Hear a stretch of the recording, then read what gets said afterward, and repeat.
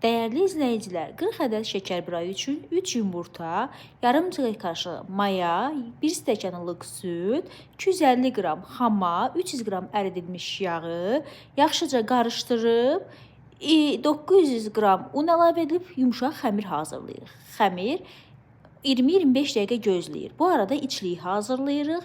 400 qram fındığa, 300 qram şəkər tozu və 1 ovuc hil əlavə edib blend edirik.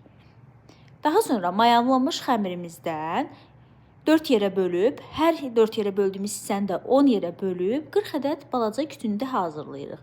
Onu isə azca açırıq, gördüyünüz kimi videodan da.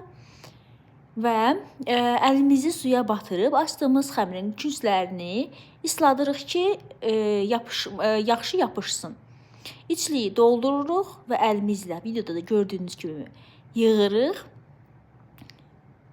Daha sonra qıraqlarını səliqəli şəkildə bükürük. Videoda aydın şəkildə göstərmişəm.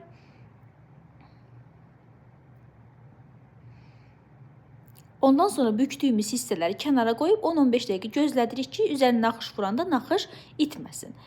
Gözlədiyimiz şəkər buralarının üzərini bəzirik və bəzədiyimiz şəkər buraları yenidən 10-15 dəqiqə gözlədib sonradan sobaya veririk. Bu, naxışların itməməsinə kömək edir.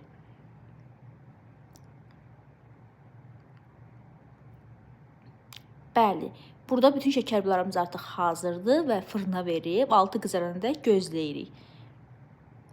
Artıq şəkər buralarımız hazırdır. 1 stəkan pür rəngi çay nuş olsun. Bayramınız mübarək.